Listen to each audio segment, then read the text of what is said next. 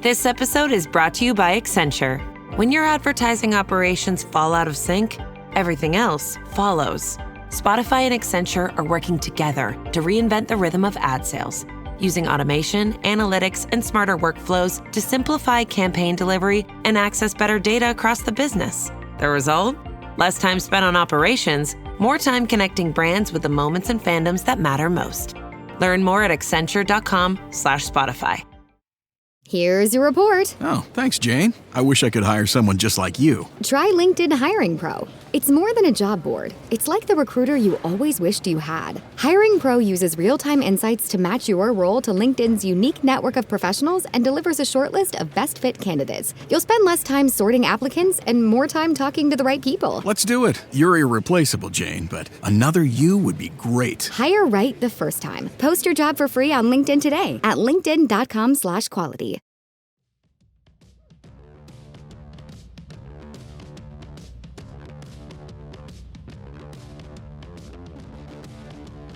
Ladies and gentlemen, Golfweek Amateur Tour proudly presents Golfweek Amateur Tour, the podcast, talking about all things Golfweek Amateur Tour, including interviews with tour directors, players, and course professionals. Now here are your hosts, Tim Newman and El Paso Las Cruces Tour Director, Chris Rocha.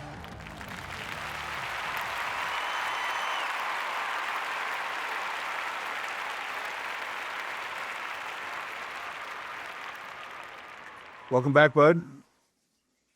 Yes, sir. This Feels like... Go ahead. No, I was just going to say, we record like the whole show in one day, and then it seems like forever before we record the next one. But it's good to see you. I see you're remote this time. Yeah, I'm up in Maryland with grandkids. Just had a new granddaughter. She's now a little over 2 weeks old, which is really pretty awesome. Yeah. We're heading home here in a couple days and bringing the two oldest grandkids back with us. They'll be with us for a couple weeks. So, you know, I'm going to get a whole month with grandkids. So you know how much I love that. Yep. You give the mamas a break while she has to deal with the new baby. Exactly. That's what grandparents are for. That and chocolate. Well, if I could get them to understand, the moms to understand the chocolate piece, my life would be a lot easier. Good luck. So we didn't get a chance to talk about this, but you know, this episode is episode number 100 for us. I know we were getting close. Yeah. It's just they fly so fast that we forget, or I forget how far we are. But 100 episodes is crazy. Yeah. Yeah, so I mean, it's if you look on Apple, it actually says this will be 102, but it counts the trailer and then the one that we redid. We reposted the same episode twice, so this is actually episode 100, and you know we couldn't do this. So get this far along without our listeners, our followers. And the support of everybody. So, yep, that deserves a couple of these. I don't know if they'll come through or not, but it deserves a couple of those. Well, we'll see. If they're in there, I'll leave them alone. But we're also this episode. We're also going to, we've been talking about regional winners, but we got to take a break just because there's something in the water in Texas in July. Yeah. It's been June, July has been some great golf in Texas. Can't complain. I mean, some really low scores, and that's what we want to talk about today. We got a couple of Champ Flake guys who went low.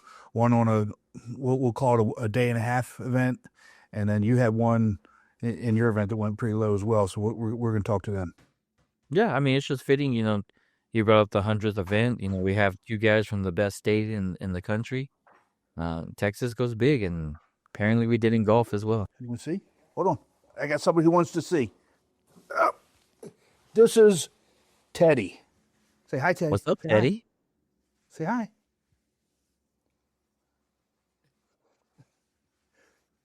This is my youngest grandson. Second youngest now. Say again? No, he's the youngest grandson. We had a granddaughter. So I've got Alice, who's 6. I've got. You want to come back up? I've got Ben, who's 4. Teddy, who's 2, and then Janie, who's 2.5 weeks. Lucky you. So, but yeah, so he's going to be running around, but that's okay with me. So let's not make our first guest wait too long as we're showing off grandkids. Let's go ahead and bring in Mason Aldredge from the Dallas-Fort Worth Tour, and you know what? There we go. There he is. Hey Mason. Sorry it took so long. Sorry, guys. No problem at all. This is our 100th episode, and it seems like every episode I can't figure out how to bring people back. I know how to get you out, but I can't figure out how to get you back in. So thanks for being patient with us. No problem at all.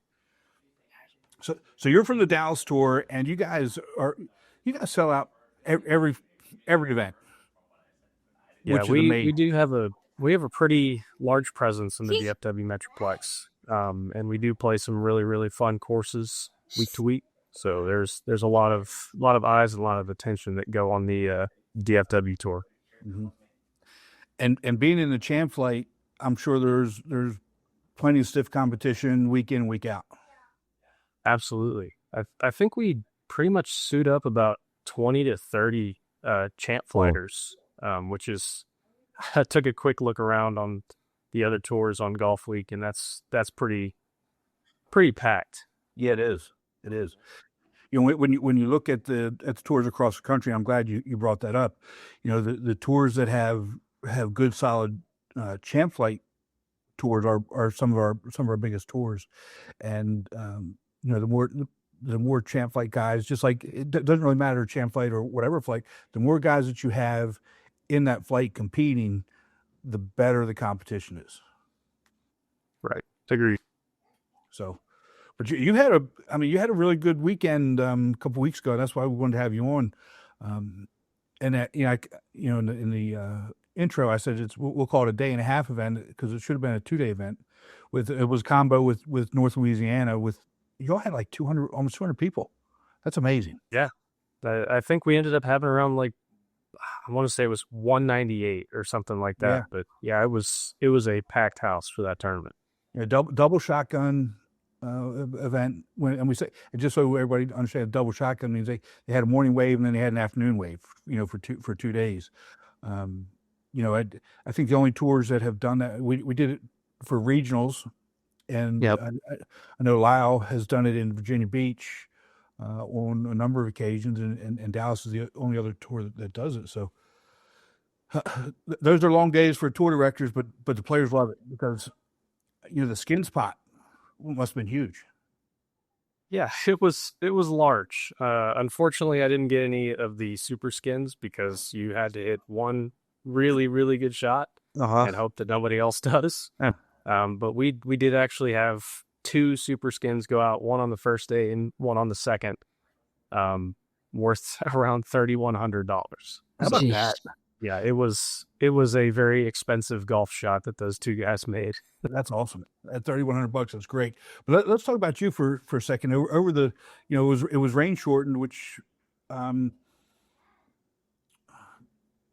of sucks because you were on a roll the second day. We'll get to the second day in a minute here, but you shot a combined 9 under through 27 holes. With one, I believe it was 1 bogey. If I look at the score sheet, I think you had a bogey on 14, I believe. 14 of day 1. So you went 13 holes, 15 holes. 13 holes, bogey, and then another 12 holes without a bogey. That's amazing. I appreciate that. Yeah. It was pretty just kind of to lay out how day 1 went. It was probably one of the most stress-free rounds of golf that I've had to date. Honestly, kind of feels weird saying this out loud, but didn't really get a whole lot of putts to drop. I just was hitting fairways and greens and 2-putting most of the day. and I think three or four of my birdies came from just par fives, fairway green, 2-putt. So, just stayed out of trouble a lot. So I don't like bringing up the negative, but what happened on the bogey? I mean, so I don't know if you guys know this, but Tempest GC is my home course. Okay. And 14 is the nemesis hole. Every time I'm playing decently well, I always bogey or double 14. And 14 is just one of the... It's funny. If you go out there and play it for the first time, you're looking at it and, okay, there's not much going on. There's obviously some trees right, trees left. But, I mean, fairly wide fairway. And the green is pretty big. Doesn't look like a hard hole, but it's a mental block, I guess. I get up to that tee shot and I always fan it, or I do something stupid coming into the green. So, honestly, to just make bogey on that hole kind of felt okay. But, in hindsight, it was a bogey that I could afford, so it worked out. Well, I mean, it's very rarely do you ever get through a round without a mistake. I mean, and that's even the best golfers in the world. And then when you go and you look at day two, again, rain shortened. Hold on. Before you keep going, how bad was the rain? Let's be honest. I mean, sideways. It was. We were very convinced that we were not going to even get 9 holes in. I think we were all shacked up in the clubhouse for probably. We were supposed to go off at 1:30, and the rain finally stopped at like 3:30. So it felt like 2 hours of just raining straight sideways, and nobody thought we were going back out. But Randy, our head pro out at Tempest, drove the course, and we've got some pretty good drainage. So we were able to go out and play. Our flight played the front 9, and I think the C&D played the back. And I was surprised that we were able to play, and we got out there, and it was very soggy, obviously, but it was playable. Okay. I'll allow it. Thanks, Rips. Appreciate it, but the A and B flight got all their 18 in, right? Correct. Yeah. Correct. So they got done right when it started to kind of look a little questionable. Mm-hmm. Well, that's good. So when you get out there, obviously it was soggy, but you started off with 3 pars, then went 3 birdies, parred again, and then birdie. So 5 under through 9 holes. You were on pace to having a really a career round. Definitely, yeah. It's kind of funny because. If we look at the last couple of majors that I've played in, I think I've had the lead in 2 of them going into day 2. So I kind of just woke up that morning, went to church, and then kind of took my time, went out there, tried to get to the first tee, and think, the last couple times that I've been in this situation, I've played very kind of scared and tried to be strategic, but it ended up just being safe golf, and I let people catch me. So I kind of went out that day and just said, if I'll figure out if the swing feels good on 1 and 2, and if so, we'll just fire at everything. There you go. And fortunately, woke up and the swing was feeling great, and I think I made 1 mistake on 3 and got up and down, and that just kind of told me green light, let's go. And then just, pretty much fired at every pin from then on out. That's awesome. That's the key to it anyway. As Chris, as we've talked to champ flight players, it doesn't seem that their mentality really changes from round to round, right? It's be smart. It's go for the ones that you can go for, pick your spot, hit your spot, and minimize mistakes, as opposed to, and again, I'm not putting down any other flight, but you look at D flight, we're gonna grab driver, we're gonna swing away, and hope and see what happens. Maybe if you start thinking, being a little bit more intentional about what you're trying to do, that's going to help bring those scores down. totally agreed. And kind of the one thing, like you said, it's normally just one game plan. The one thing I've been working on this year is to try to, obviously you're not going to go out there and swing it great every single tournament. And the one thing that I've been thinking of this year and trying to implement into my game is I need to get out of my way if I am swinging it well. I need to allow myself to take it deep if I am swinging it well. So, fortunately, I got to put that into practice on day 2. But, yeah, I used to really just try to still be safe when I was hitting it straight. I was hitting draws when I wanted to, fades when I needed to. And it really didn't help me. I mean, that would still be kind of a round that people could catch up to if I was in the lead going into day 2. And then, yeah, it was nice to put that into practice and just say, you know what, if it's there, use it. Yeah. So I see you on tour, you've got a number of 67s, but what's your lowest round ever? My lowest round ever. Good grief. I would say I've shot a couple of 63s. I shot a 63 out at the Cascades Country Club where they hold the Texas State Open. I used to live out there, and it was kind of just my home course for a little while. And then my partner and I out at Tempest, we go play in the Golf Digest Open every year. And I actually last year shot a 63 out at Buffalo. I think it's Buffalo Creek in Rockwall, kind of near Dallas. So yeah, that's about as deep as I can take it right now, especially with a 1-year-old at home, and I don't get to go out and practice a whole lot anymore. But yeah, it's wow. If it's there, it's there. But yeah, I don't know if 59's in the cards for me. So well, even still, maybe a couple 63s to not even. Yeah, I know what my lowest round ever was. I mean, it was 72, and I remember it. But I think that's also something that is different between the really good golfers and us, Chris.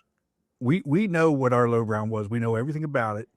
And champ flight guys, it's like just like a normal day. Huh? Okay, so I had a couple 63s, I think. Maybe 62. I can't remember. Yeah, it's definitely didn't feel like a normal day in the moment. And I actually was given some good advice by a fellow competitor that, if you're thinking that you're about to break your best round, you're not going to do it. So it's just best to try to forget about it in the moment and focus on the exact window that you want this shot to go in. Right. And if it's focusing on the putt to break a number, you're probably going to miss it. If you're focusing on the putt just because you want to make it, it's more likely to go in.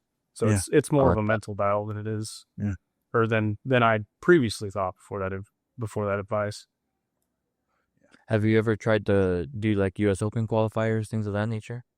I've never tried a U.S. Open qualifier, but I mean, I was gonna do it, and then our baby was born like the day of, so I had to cancel last year.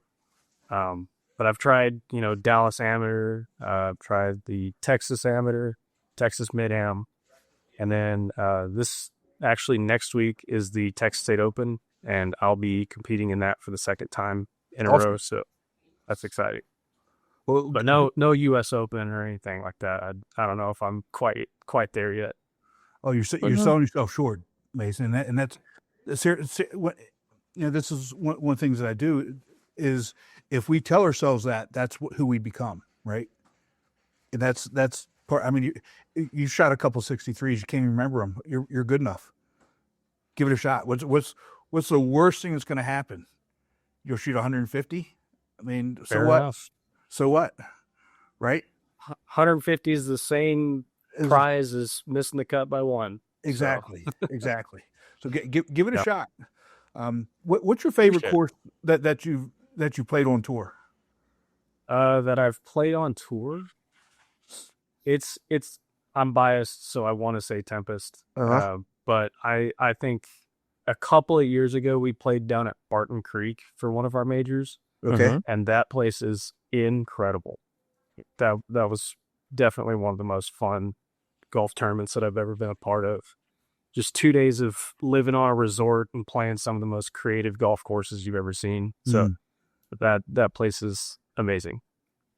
Well, you say that, and I'm going to tell you, you need to get to Hilton Head for national championship.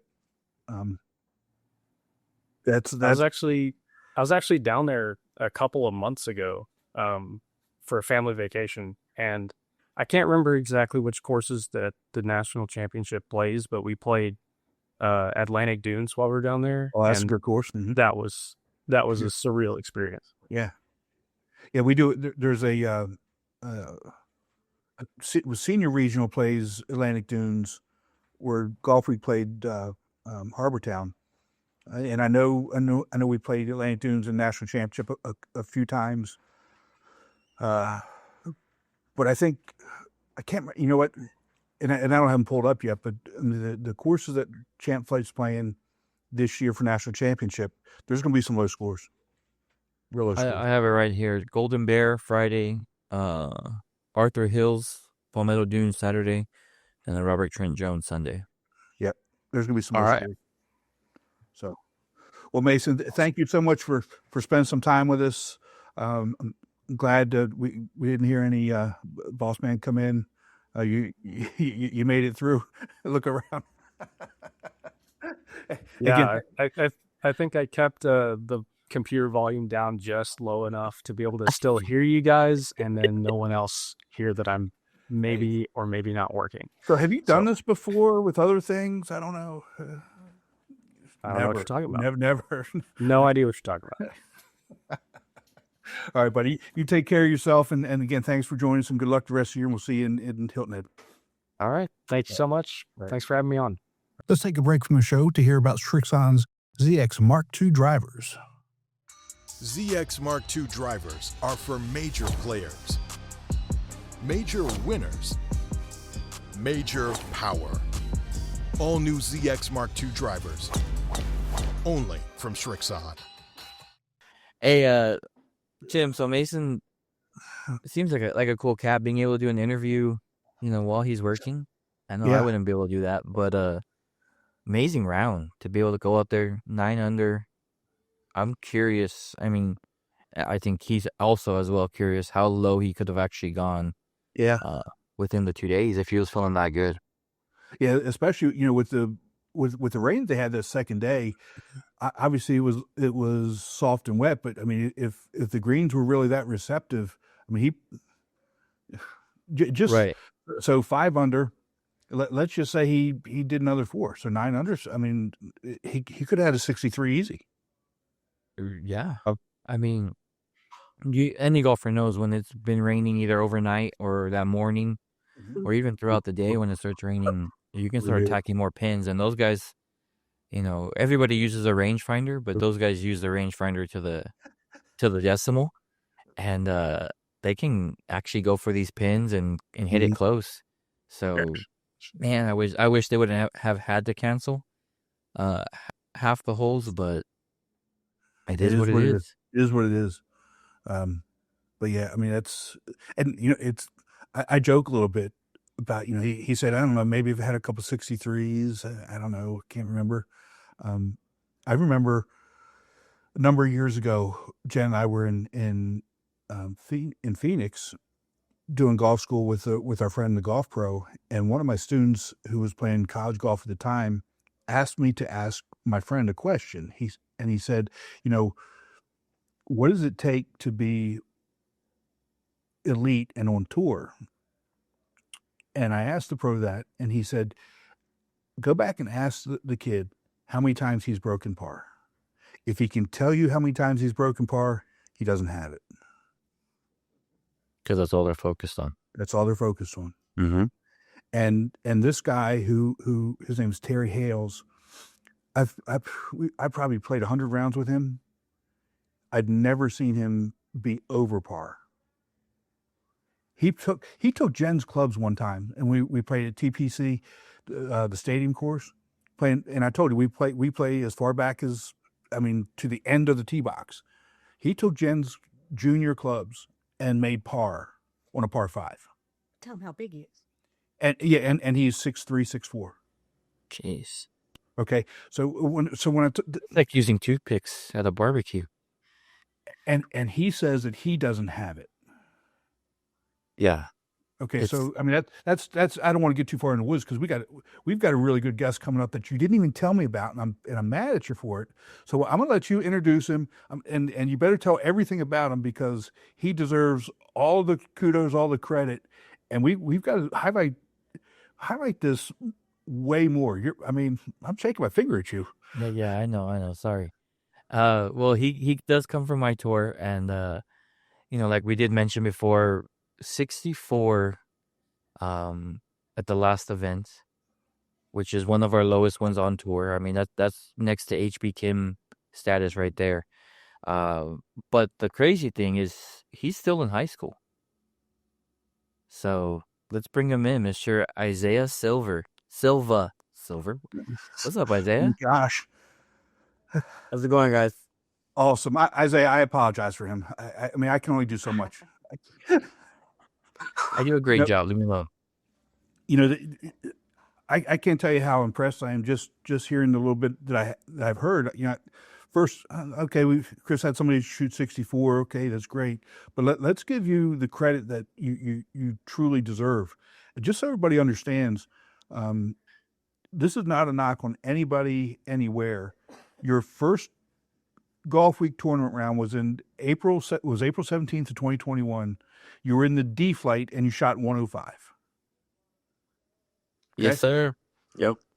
So your last. I'll tell you this: his dad was nervous to enter him because he was a junior golfer, barely starting to play.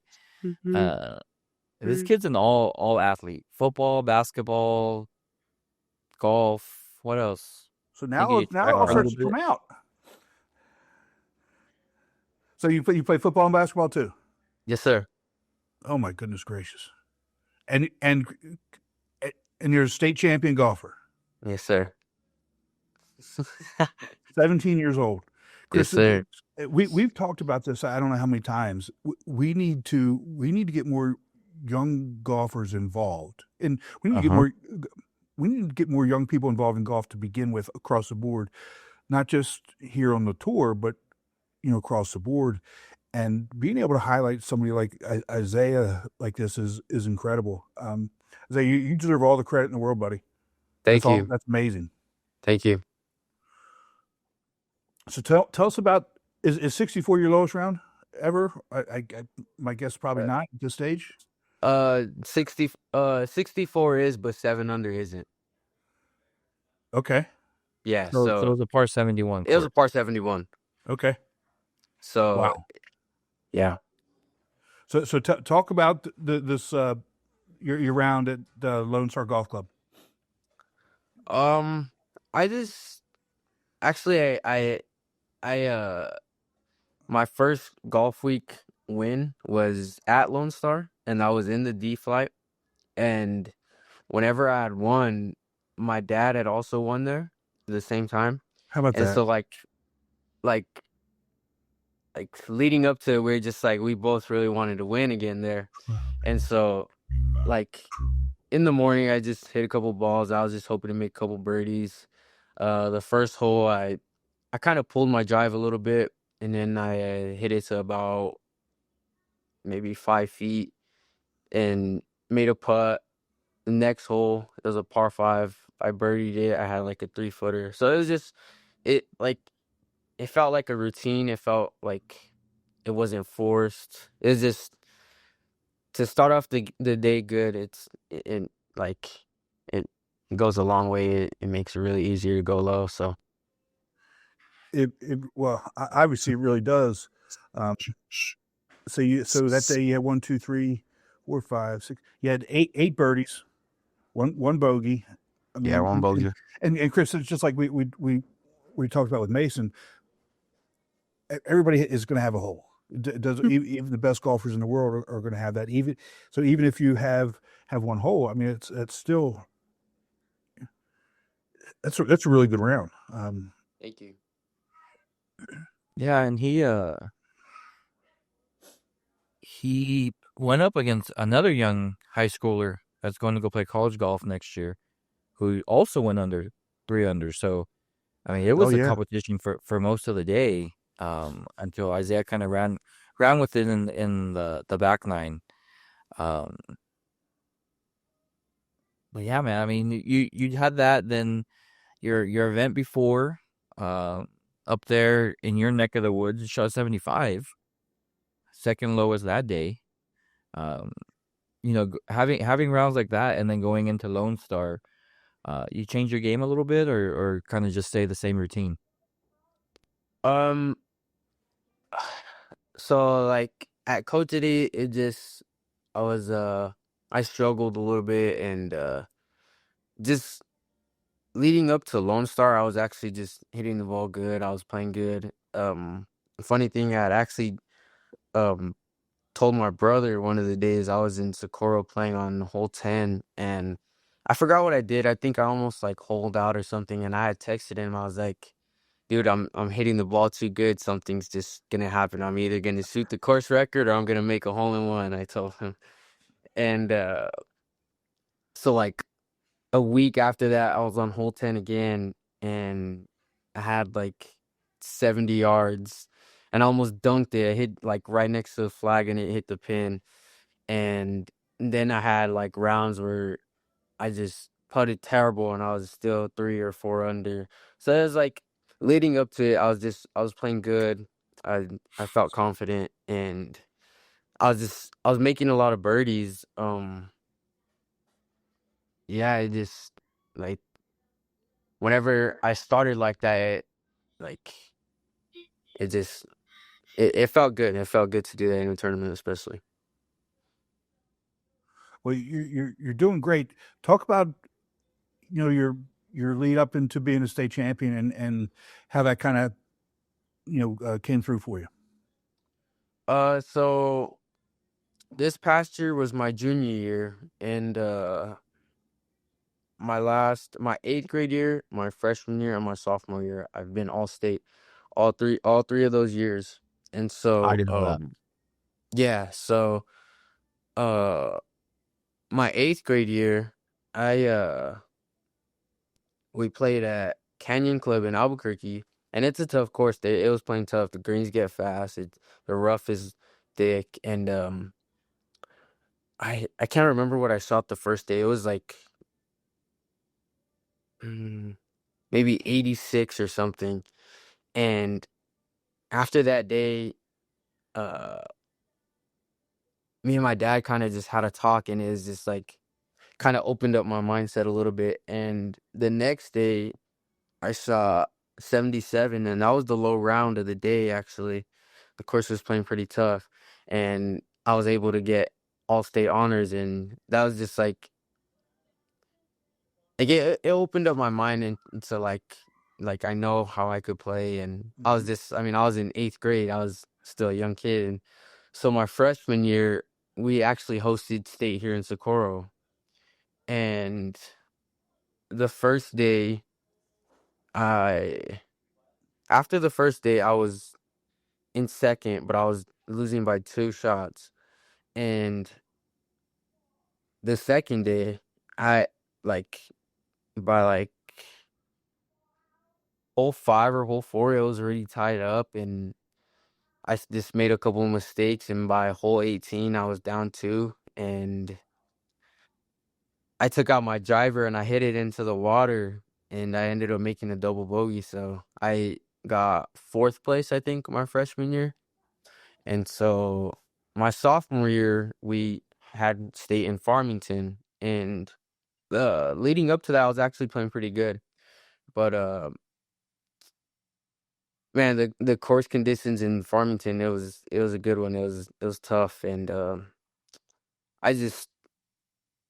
was so the first day I shot even, and the second day I shot 2 over. I ended up losing by 2, and the second day I was actually 1 under for a while, probably up until hole 13, 14, and I just started like pressing myself and trying to do something, because the kid that was in first, I mean, I didn't think that he was gonna, mess up. But I mean, that was kind of like a maturing point for me, and I just got to be patient. And this year, this year was actually crazy. So after the first day, I was we played in Turtleback at Elfin Butte, and after the first day, I was leading the tournament, and the second day, the whole front nine, not the whole front nine, the first 6 holes, 7 holes, I was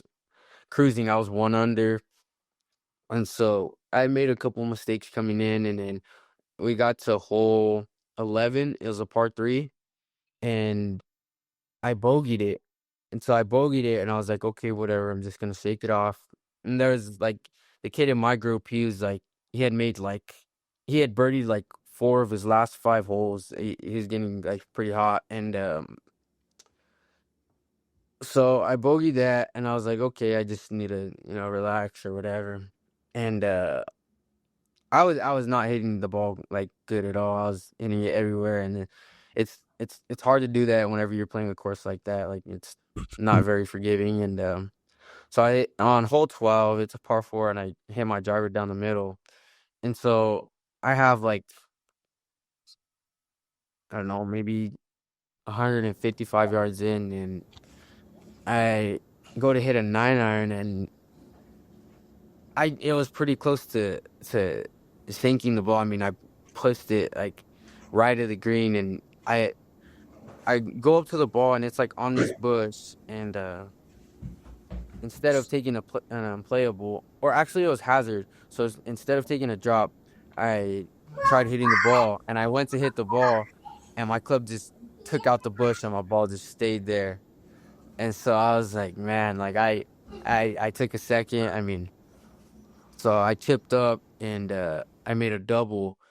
So I was down by 3, and I mean, my coach was there, and I mean, it's tough to not like get like frustrated whenever things like that happen. I mean, I know the last couple years I've had chances to win state, and it was just, it was hard not to get frustrated. But my coach just told me just be patient and trust the process, and so I ended up birdieing the next 2 holes. I went birdie, and there's a tough couple holes coming in, and I just parred out, and the kid ended up he made about a 5-footer to force a playoff on the last hole. So we went into a 3-hole playoff, and yeah, I mean, the playoff, it was a great experience. The first hole, I mean, we both hit it down the middle, both hit it on the green. We barely missed our birdie putts, and we tapped it for par. The next hole, it was a pretty tough par 3. He missed his to the left. I hit the green, and he tipped up and had a tap in par, and I barely missed my birdie. And so we go into the next hole, we were tied, and then it's another par 3, and he went first, and there was a little bit of wind up there and stuff, and he hit his, and it landed on the back of the green, and it bounced off. And I don't know if you know, Chris, but hole 17 at Turtleback, if you're long on that hole, like you're in trouble. Yeah. And I hit mine to about 12 feet, and he chipped up, and his ball like rolled like to the front of the fringe. It was off the green, and so he had a par tip, and he almost made that. He gave it a good run, and so I just 2-putted, and that's basically how it went. Dude, that's awesome. Yeah. Yeah, at that course, did you have to walk it? Yeah. That's a tough walk, Tim. Like there's some tee to greens or greens to tees where it's a good 30-second minute drive, and they have to walk that thing in the mountains. That's pretty solid, dude. Thank you. So where's states this year? Actually, they haven't announced it yet. Okay. I've heard a couple things that it might be here. So if it's here, that's pretty cool. Hometown right there. Yeah. Is it a fall sport or a spring sport for you? It's a spring sport. Okay. So you got some time. Yeah, because you can't play golf and football at the same time. Or maybe. Yeah, You probably can. This year, I probably won't play football. I might play basketball, but I probably won't play football. Okay. You just concentrate on golf and basketball? Yeah. Okay. Yes, sir. That's awesome. Did you have any schools looking at you? Yes, I've talked to a couple schools. No, like, official offers yet. We're really waiting on it. Just trusting the process. But I mean, I've talked to a couple schools, so good. Hopefully, yeah. Grades are good. Yes, sir. That's what it's all about. Dude, I'm so proud of you and what you're doing. And Chris, we got work to do, buddy. Hey man, he's been recruiting a bunch of his friends to come play, which has been awesome.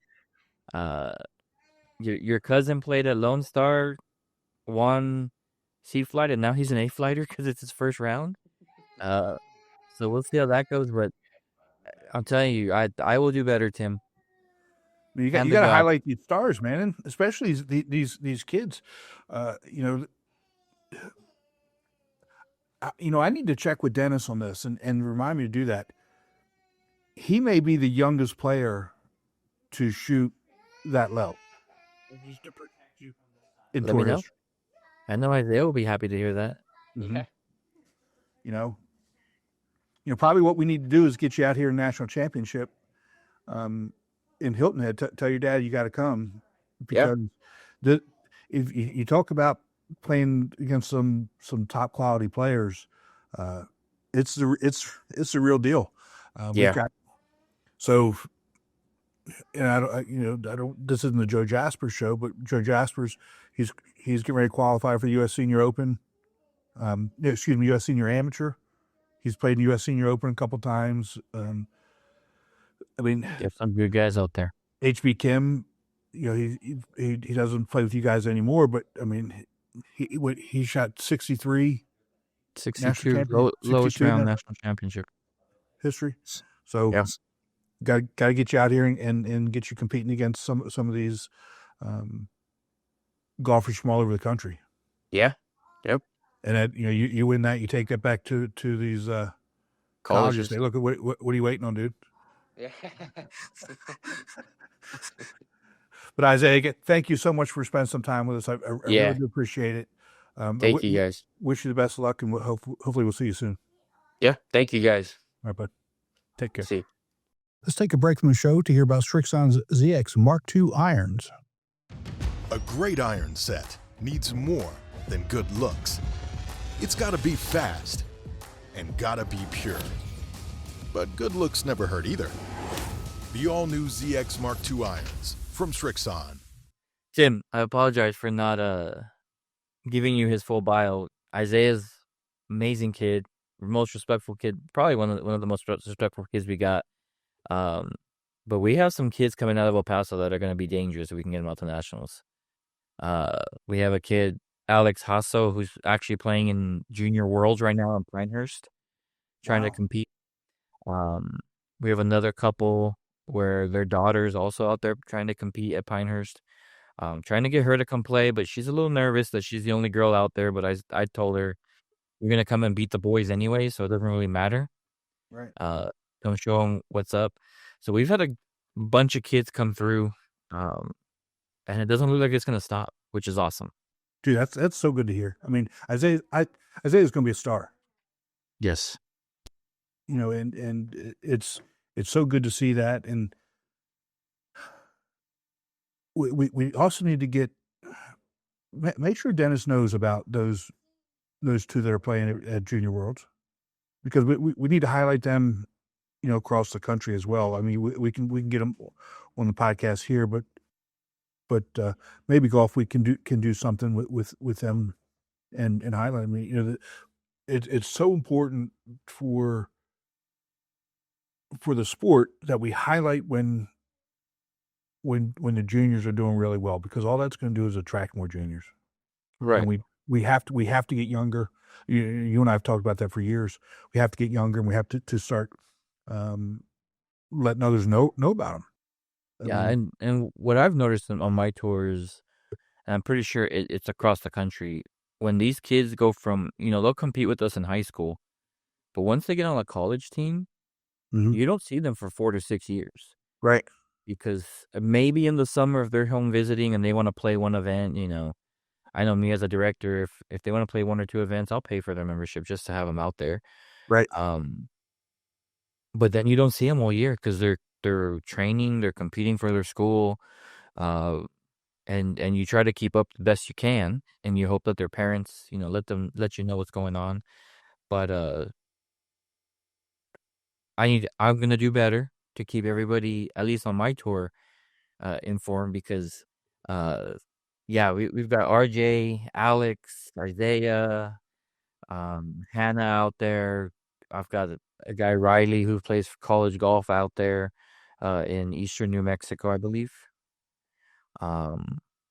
Just a bunch of guys that have come through Golf Week and now playing college golf. That's awesome. That's so good to hear. And I know I'm not the only one either. No, you can't be. I mean, you're right. You can't be on. But if you were, I'd tell everybody to move to El Paso in New Mexico. if you want your kid to be good at golf. But here's the other thing. And I'm not somebody who advocates always going for scholarships, but especially if you're a female golfer and you're decent. I mean, if you can shoot, low 80s, high 70s, there's spots out there for you. Yep. On college teams. Yep. And that's all you're doing all day, so you're only going to get better. Right. But it's so good to talk to both of them. Whether Mason just had a baby recently, and he's still shooting, not 60s. 9 under in the 60s. We got Isaiah, 17 years old, went from 105 to 64. State champion, all around good kid, good grades, plays other sports, which to me I think is also critical. And I don't think people should be focusing on one sport, but it's so good to hear. Good, there's so many good stories out there, and that's one of the benefits of us doing this podcast. We get to hear about it. Yep, we get to highlight it. If tour directors talk about it, I don't know. Here we go. There we go. So, I don't know if you've seen this. Yeah, just if tour directors can let us know so we can highlight them and share their story across the country. I mean, it's who's doing phenomenally well? Jared Stansel. Really? Yeah, he is doing phenomenal. He's got sponsors now. He's traveling all over the country playing golf, and doing really well. And not just doing that, but doing really well playing golf. Which, if you guys don't remember, he's the kid from Tampa with Down syndrome. I think his name on Facebook is Down syndrome golfer. Check him out. He's doing really, really well.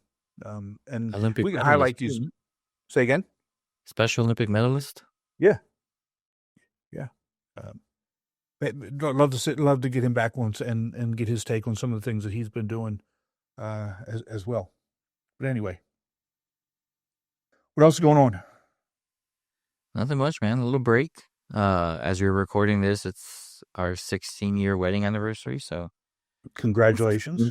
Once I hang up with you, I'm off air for the next 3 days as we celebrate. Good for you. And then back to golf. I say this every year, usually around this time, but it gets kind of sad when I have to go and do registrations and I have to go to the bottom of my tournament list because that means the season's almost done. Yeah. I think I just sent an email out. We have 2 single days, 2 majors, and a regional left. Yep. And then it's nationals. Go get some Stu subs and do it all over again. Yeah. Well, I mean, so far this year, you've had a really good year from not just you personally as a golfer, but I'm talking about you as a tour. El Paso's had a really good year. Yeah, we've had a great year. Averaging around 60 players an event, which I don't think I've ever had that average, so I'm super excited about that. Been getting some great ideas to do next year. I think our season-long contest that we kind of implemented this year has helped keep that excitement throughout the year, whether you're in last place or not, or first, because every tournament gets you points regardless. Right. It's been a lot of fun. Again, can't wait to see what happens this year, but I know we're going to finish strong, or next year, but I know we're going to finish strong this year, and I'm 2 away from the 150 club. So about to throw out a promotion to my guys to bring out a guest and get those two memberships. Yeah, get it done. That'd be awesome if you get that. And then you personally have had a good year too. We've talked about you hold on one regional championship, you're getting the handicap down, you're getting back to form where you were, which is good. Don't peak too early. No, and even I played the Deming Invitational. I sent you pictures. You I did. don't think I've ever seen a tournament like that where we were watching the champ flight, the last group of the champ flight on Friday, and there was at least 50 carts around the green, and someone almost aced it from the tee box on a par 4. It rolled right by the pin. It was a cool experience, and just being able to see golf. And everybody enjoying it, not stressing over a round of golf, which was nice. Well, you sent me the auction in Calcutta with Jordan, which was that auction here was amazing, really good. Yeah, that Calcutta was something else. The number 1 player in Champ Flight who played at NMSU last year, sold for over $5,000, which was insane. And what was cool was, so we had an event there at the Deming course this year for the first time, and they fell in love with Golfweek and what we do. And I just told them, look, the amount of money that you guys raise in the Calcutta, you need to take 10% and donate it to a local community. Whatever, Boys and Girls Club, golf teams around Deming, I don't care. I don't think anybody would be upset if you tell them at the beginning, hey, we're taking 10% and we're donating into whatever organization. You can make so much, as a tournament, you can make so much, a big difference in that community. And I think they're going to do that. So hopefully they do, but it was a great time. Anybody that's interested, that's listening, let me know. We'll see if I can get you on. I told them I'm going to bring 10 Golfweek guys next year, and we're gonna run all 8 divisions. Well, Jordan had a good weekend. He finished second, didn't he? Jordan finished second, in the championship bracket. Yeah, that's pretty awesome. I saved him from finishing second in the championship bracket. You saved him? Yes, because my cart was on the side of 18. And I was filling in my scorecard from the passenger seat. You'd lean over, filling in my scorecard so we can turn it in. And I hear a pop, and next thing you know, I'm waking up with 5 people around me checking on me. So his drive hit me in the back of the head. So Jordan was the one that hit you? Yep. And I'm not laughing. My cart was... No, you're fine. My cart was literally on the out-of-bounds line. And it kicked it back inbounds. And he didn't believe me at first until everybody, I had an ice pack and everybody was around me. And then he's like, nah, I didn't hit you. I hit the car. And they're like, no, you hit him square on the fly. And you would have been in the parking lot if it wasn't for him. So that's funny. I'm sorry, but that's funny.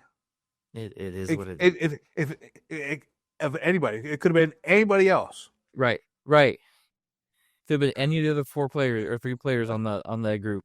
Huh? Yeah, you want to see? Hold on. My little buddy wants to come back. Hold on. Here we go. There he is.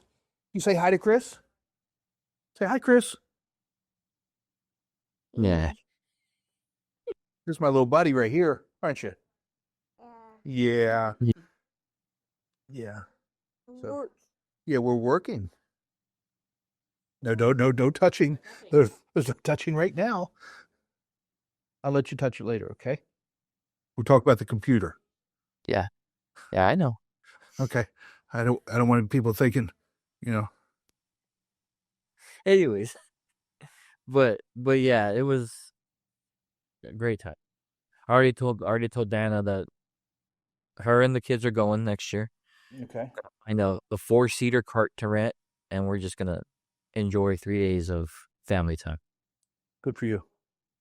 That's awesome. Have you let's switch topics here real quick. Have you seen the new Will Ferrell Netflix show? I saw the first 2 minutes and stopped. Dude, watch it. I can't. Come on. I can't stand him as an actor. Oh, stop. You gotta watch it. I'll consider it. So I was holding the baby, and we watched it for the first time, and baby was sleeping, and I couldn't laugh. And I said, Jen, this was probably not the best choice of picking because it's hilarious. I can't laugh because I don't want to wake up the baby. Yeah. I guess. Come on, man. You're better. I'll give it another try, but I tried like the first. I couldn't even get through his opening round at that tournament because it was just so. I don't know. I'll give it a try. Come on, man. You're better than that. Tell you what, that should be your punishment for not letting me know about Isaiah. Should be your punishment. You have to watch Will Ferrell. You have to watch Will Ferrell. Oh, man. Sorry, we've been preparing for Spider-Man and Doomsday and all that. No, I get it. So I guess you didn't watch any Tour de France either. That was this weekend? It's a 21-day. No, I haven't seen any of that. Okay. We'll talk about it. All right. Yeah, now's not the time because I was pointing at you before. Now I'm going to start knife handing you. We'll talk about it. Like a grandpa? Exactly. So, all right, my friend. Enjoy your anniversary.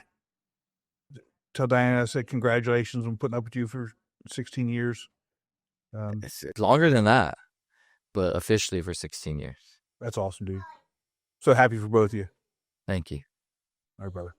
Take care of yourself. We'll talk to you soon. Likewise. Enjoy your grandkids. I will. See ya.